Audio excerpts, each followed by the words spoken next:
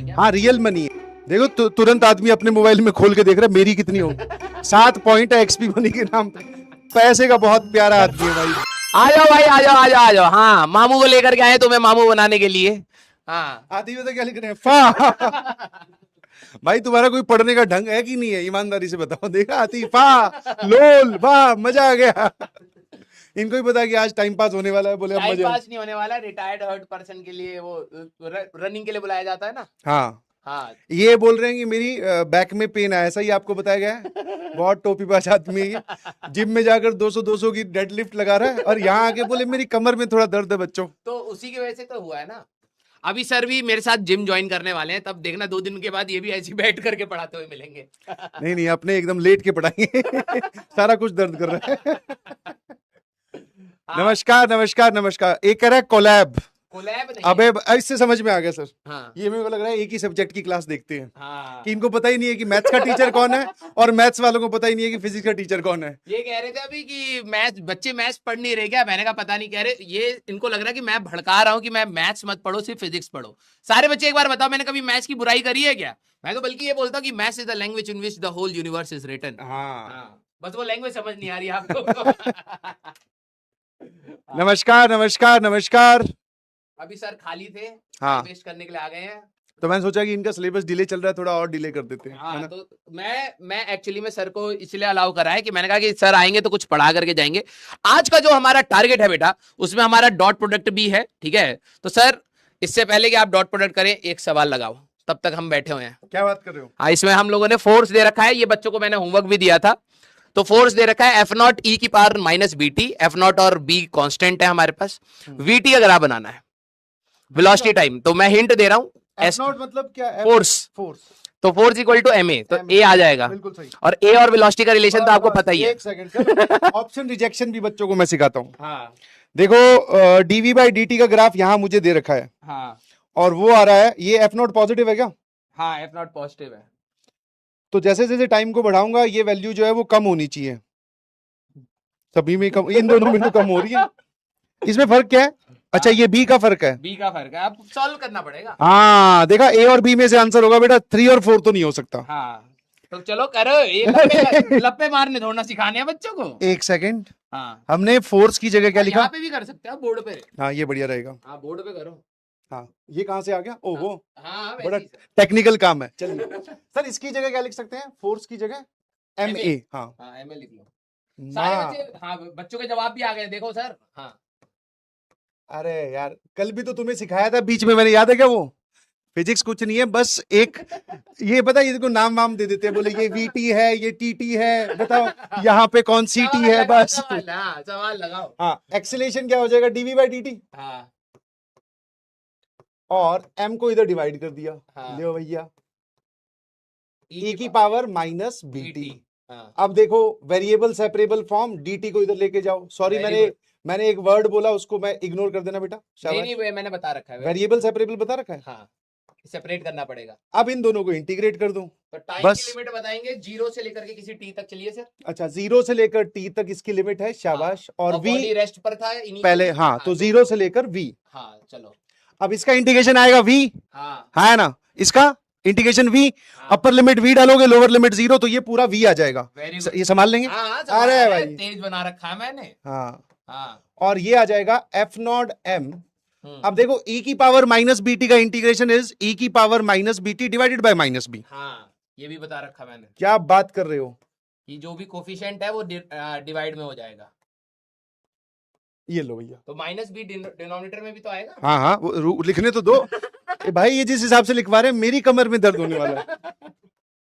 हाँ ये देखो, यस ठीक है। अब आप अपर लिमिट जब इसमें T पुट करोगे तो ये एक्सप्रेशन यही रहेगा, माइनस लोअर लिमिट जब आप पुट करोगे तो ये 1 हो जाएगा। यस ठीक है, तो एक सेकंड कॉपी कर लेता हूं।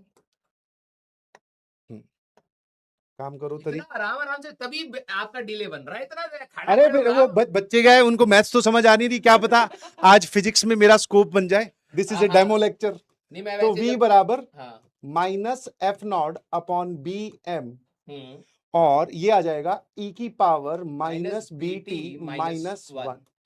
अब बताओ क्या चाहिए? हाँ तो बस इसका ग्राफ बनाना है। ग्राफ तो बस F naught by M B आ रहा है। अरे टी को इन्फिनिटी लेकर जाओगे ये जीरो हो जाएगा, negative negative positive, F not upon B M, ये वाला आंसर सही है। Option 2 is the correct answer. सारे बच्चे जरा बताया जाए, मैं मामू है कर देख रहे हैं भाई साहब, इसलिए कह रहे हैं बस मैथ्स और फिजिक्स में कुछ ज्यादा अंतर है नहीं, है ना सर? बिल्कुल आसान है। यस, समझ भी आ गया बच्चों को। देखो यार, मीनाक्षी क्या लिख रहे हैं? आपका नाम है क्या? ना ना ना, मेरा नाम मीनाक्षी। अच्छा, कल वाली क्लास में एक मैंने स्टोरी सुनाई थी, वो बेटा ऐसे नहीं, नो। शाबाश, B is the correct answer, बहुत बढ़िया। Very good very good. और इसका अगला टॉपिक है सर हमारे पास डॉट प्रोडक्ट। थोड़ा सा आप इसको बताओ कि क्या होता है डॉट प्रोडक्ट। सही है, आरजे बुआ बहुत अच्छी पढ़ा रही हैं। ये 6 बजे से क्लास है, मैंने कहा कि थोड़ा सा रिटायर्ड हर्ट का। बिल्कुल बिल्कुल बिल्कुल बिल्कुल करेक्ट था ना? हाँ शाबाश। वेरी गुड है, वेरी गुड। अब सर देखो, डॉट प्रोडक्ट वेक्टर्स का ही बताना है। हाँ हाँ हाँ, वेक्टर्स का ही होता है, मास्टर को भी चेक करता रहना चाहिए। देखो, दो वेक्टर्स हैं, अगर v1 वेक्टर v2 वेक्टर, ए और बी ले लो, a वेक्टर और b वेक्टर, हाँ। ठीक है।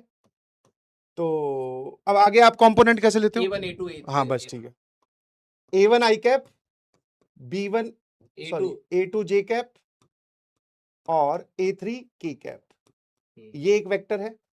और बड़ा खतरनाक वेक्टर है। दूसरा वेक्टर है b vector b1 i cap plus b2 j cap plus b3 k cap. अब देखो, पहले मतलब फिजिक्स में you also need to understand कि इसका फिजिकल इंटरप्रिटेशन क्या है, मैथ्स में उसकी जरूरत नहीं पड़ती। बट ऑलवेज रिमेंबर, जब भी आपको फिजिक्स के पॉइंट ऑफ व्यू से मैथ्स पढ़ाई जाए तो दो पार्ट में बांट के पढ़ा करो, जैसे मैं करता था कि पहली चीज तो करना क्या है, फिर बाद में समझेंगे कि उसका मतलब क्या है, ठीक है।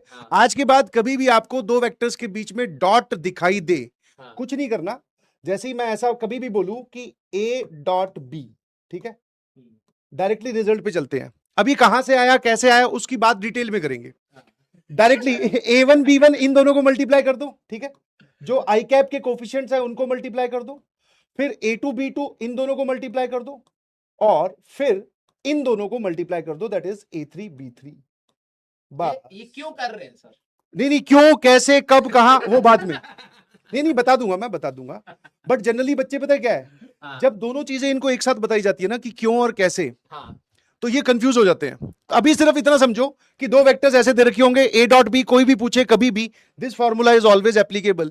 इसके बाद में आप उसके बारे में बहुत सारी चीजें बता सकते हो, जैसे स्केलर प्रोडक्ट है, वेक्टर प्रोडक्ट, अभी खुद बता देंगे ये लोग। जैसे फॉर एग्जांपल मैंने आपको दिया एक वेक्टर है, फटाफट सिर्फ कमेंट में आंसर बताना है, -3j cap plus 4k cap, ठीक है। और दूसरा वेक्टर है b vector is -i cap plus 2j cap. सारे बच्चे डॉट प्रोडक्ट निकाल, फटाफट a डॉट b बताओ, चलो फटाफट। हाँ, a डॉट b बताओ, शाबाश। नहीं तुम बाकी सब चीजें बाद में, क्या बताया, जो लोग बोल रहे हैं रिपीट, तो सिंपल सी चीज है भाई, देख दो वेक्टर दे रखे होंगे, आई कैप के कोफिशिएंट्स को आपस में मल्टीप्लाई कर, जे कैप के कोफिशिएंट्स को आपस में मल्टीप्लाई कर, के कैप के कोफिशिएंट्स को आपस में मल्टीप्लाई कर और जोड़ दे, ये a डॉट b होता है, बस इतना ध्यान रखना है। अब यहां पर एक सिंपल सा एग्जांपल है, फटाफट बताओ ये कितना आ रहा है, देख रहे हो? हाँ, तो सर इन दोनों का मल्टीप्लीकेशन 2 और -1 का मल्टीप्लीकेशन इज -2, -3 और 2 का मल्टीप्लीकेशन -6, और इन दोनों का मल्टीप्लीकेशन -8, तो ये आ गया सर -16। अब जैसे सर ने अभी पूछा कि ये स्केलर प्रोडक्ट है कि वेक्टर प्रोडक्ट है, तो जवाब देखो ये क्या आया है सर, ये आया है हमारे पास में, चाल अच्छा बढ़ा रहा हूं ना, बर्दाश्त नहीं हो रहा, डिलीट कर दे रहा है आदमी। सर ये जवाब स्केलर आया, कोई यूनिट तो है नहीं इसकी, तो this is a scalar product, है ना। तो ये मैथ्स का टॉपिक है वैसे तो। हाँ, जैसे कुछ लोग पता है अब इसमें नीचे कमेंट में लिख रहे हैं, अरे वाह सर आपको वेक्टर भी आता है। अबे गधो, ये मैथ्स का ही टॉपिक है जो तुम्हें फिजिक्स में यूज करना सिखाया जा रहा है, ठीक है। हम लोग इसकी बात करेंगे डिटेल में क्लास 12th में। थोड़ा सा हमारा प्लानर का एक विडंबना है बहुत बड़ी, वो ये है कि जो चीजें सर ने आपको बताई है, एक एक चीज वो क्लास 12th का हर एक चैप्टर है।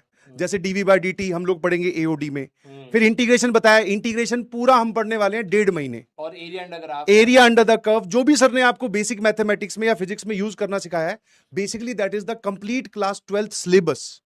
ये वेक्टर्स भी हम पढ़ेंगे, वेक्टर 3D। बच्चों को एक बात जेनरिक ओपिनियन बताना, इंटीग्रेशन कितना कठिन है बच्चों? नहीं इंटीग्रेशन कठिन नहीं है, अब मतलब 11th क्लास के बच्चों के लिए अगर देखा जाए उस सेंस में, क्योंकि कई बच्चे होते हैं कि बहुत कठिन सवाल लगाने की कोशिश करते हैं, उसमें इंटीग्रेशन बाय सब्स्टिट्यूशन है, ट्रिग्नोमेट्रिक सब्स्टिट्यूशन है, बहुत सारी होती है जो हम नहीं करा सकते या अभी नहीं हो सकती। तो इनको आप ये बता दो कि इंटीग्रेशन करने तक आपको वेट करना पड़ेगा। हाँ, जब हम लोग इंटीग्रेशन पढ़ेंगे क्लास 12th में तो यू विल फाइंड कि इंटीग्रेशन सच में बहुत आसान टॉपिक है। अभी क्या है, तुम बहुत सारी चीजें बैकग्राउंड में नहीं जानते हो ना, तो बैकग्राउंड में नहीं जानते हो तो तुम्हें लग रहा है कि यार ये भी करना पड़ेगा वो भी करना पड़ेगा, बट जब तुम क्लास 12th में पहुंचोगे तो यू विल मतलब खुद अपनी मुंह से ही बोलोगे कि हाँ सर ये तो आसान टॉपिक था, बस हमें एक कच्ची उम्र में पढ़ा दिया गया, कच्ची उम्र में पढ़ा दिया गया, और पढ़ाने वाला भी ज्यादा कर रहा था, समझा कम रहा था। अगर ढंग से समझाता तो क्या पता मैं बढ़िया पढ़ लेता। वो तो अगले साल में फीडबैक लूंगा भाई, एक बार इंटीग्रेशन होने देना, फिर आप ओपिनियन बताना इंटीग्रेशन कैसा टॉपिक था। भाई खून निकल जाता है दिमाग से। नहीं। इतने टाइप के तो केसेस बना रखे हैं आप लोगों ने। इनके दिमाग से खून निकलेगा नहीं, वहां जगह खाली है, वहां सिर्फ हवा गर्म होके वेपराइज हो जाएगी। भाई अब जाओ यार, पढ़ाने दो यार। Thank you so much sir, thank you so much. ठीक है, हाँ यही रख दो। क्लास में मिलते बाद में, ठीक है? हाँ, ये वाला नहीं, वो वाला। कौन सा वाला चाहिए आपको?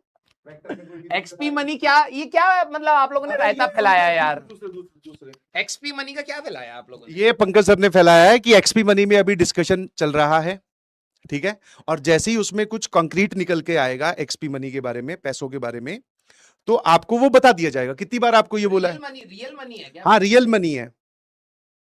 देखो तुरंत आदमी अपने मोबाइल में खोल के देख रहा है मेरी कितनी हो। 7 पॉइंट है एक्सपी मनी के नाम पे।